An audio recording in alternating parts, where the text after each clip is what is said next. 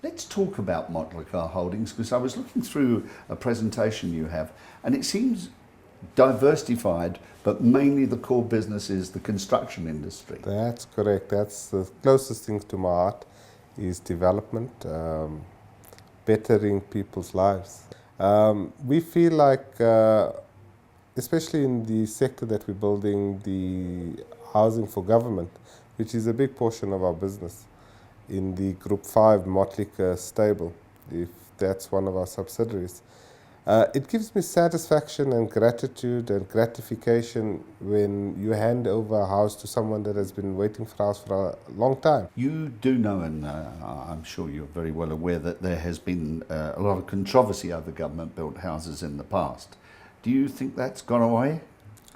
No, you have the fly-by-nights. I mean, just by our joint venture company with Group 5 can tell you we have high standards, quality. But I always joke, not joke, I'm serious when I tell a minister, if you find a house that is of default in my organization that we've built, I will break it down myself.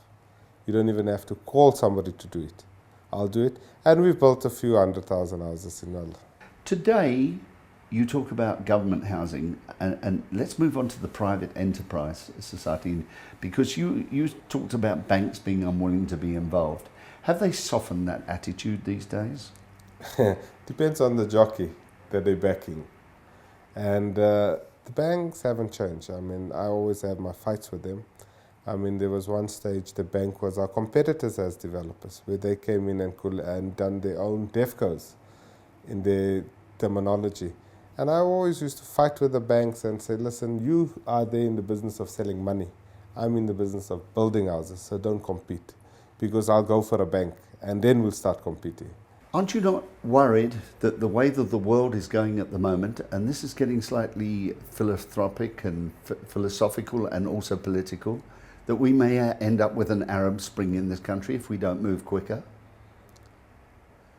Egypt? I think, no, I don't think that. We're not we're not dictatorship, if you want to call it that way, or autocratic.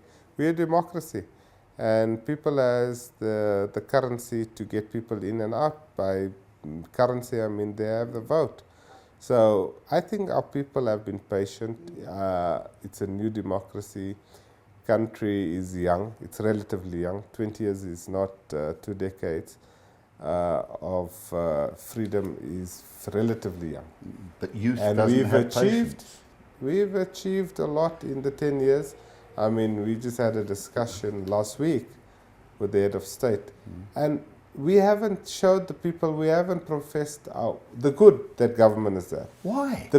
And that's a problem with government. No. That's media, that's always looking for the bad. There's always, I'm not a politician, let's get that straight. I'm a businessman. But, I mean, there is a lot of good that this new government has done for our people in this country. And for me, that should come out louder than the negatives that we see. We need communicators, and we need proper people to talk the truth of what our government has done. The government has built 4 million houses to date. Show me any government in the world that has done it in a short span of time. Government has given 4 million people brand new homes to live. There are some of us in the media, as you well know, that are trying hard to get government to see that point of view of shout, blow your trumpet and make the people feel happier. But we haven't been that successful, unfortunately. It's not the most important issue for government at the moment. Getting re-elected seems to be the one. No, I think government is defending themselves from the media because they're always going for punches and they have to defend themselves. Yeah. But I think government needs to change their strategy on communication. Yes. And we had a discussion in our meeting last week when we had the opportunity to have a one-on-one with the president, and I was fortunate to be one of those that had the chats with the head of state. And I mean, it was a bold discussion. We said what the problems were in the country. We can't all fix them at one shot, but we can work collectively to resolve our problems in our country. But if you look at South Africa is a gateway into Africa. We are beneficiaries to that good successes of the previous presidents, the current president. So we enjoying the fruit of the hard work. And I mean, Africa is our oyster. And based on our government policy, our government standing in the world space or in the world forum of politics, we serious players as a country, and we should just come up to our plate. I agree with you entirely on that one. And on that point, as we're talking about blowing your trumpet, showing people what good you've done, it was very nice to see that you got involved with the BBQ Awards, the Black Business Quarterly Awards, because that in some respects is blowing your trumpet. We're showing everybody what good has been done there, especially within the black entrepreneurial spirit that it was taken in. So what made you get involved with the BBQ Awards? You know, we got involved with BBQ many years ago. I mean, I can recall when BBQ started. It was when NAFCOC was involved. And at the time, you had Simon Matheson, which was the president of NAFCOC, and Sabelo, that was part of the NAFCOC leadership at the time. And I mean, that it came from then. And we were a nominee in one of the BBQs. I mean, and then for me was, BBQ is a good platform to invest into the future, where you have people that is up and coming, people that has ideas, people that have started new businesses. I mean, you have guys that just started. I mean, this year was a fantastic award. People that has won really deserve the awards that they've got. And for me was, I think I'm giving back, and I'm giving a trophy back that people want to achieve. I mean, you want to have that frame or photo in your boardroom or your office to say, listen, I have done it by some means or another. And for me, it is inspiration. I think it's also to show people that you can come from nothing to be able to do what you have done.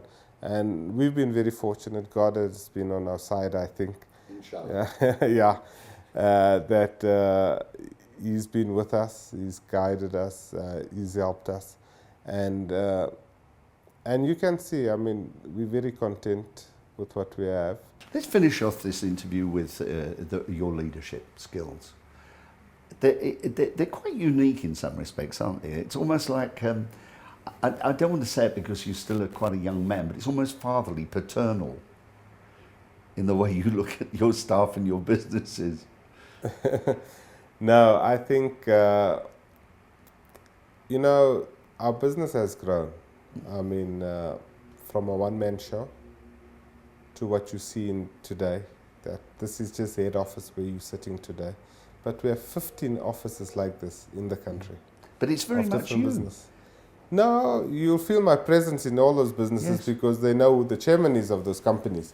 But I think I'm a no-nonsense person. Deliver on what you say you'll deliver. And I do the same. I mean, if I promise somebody that I will do something, and I'll go, whether I make money or lose money, you'll get what I promised you. And that's a culture I try and pass over to my guys on my team. And I have a very good team. I mean, I have very senior guys working with me. I have bankers, I have chartered accountants. That is part of my core executive teams. My CEOs of all my subsidiaries are professional people. I mean, people that know the industry, that the companies they are running. So we also tap from them because we get the experience from them. I mean, you have the Frank Enslen that runs Group 5 Motlekar. He's got probably 30, 40 years experience in the building industry. What you want more than that? I mean, you have Willem Slabber that runs our civil company. The reason why I'm calling those names is it's people that has come through the process. They are white, if you want to get the color, and they're working for a black man. And I mean, for me is, I treat all my staff the same.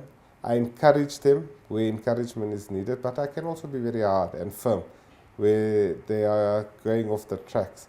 But thus far, we have a good team. I have a good understanding with all my guys. And I think we'll be a dynamic. Watch out for, watch the space for this group.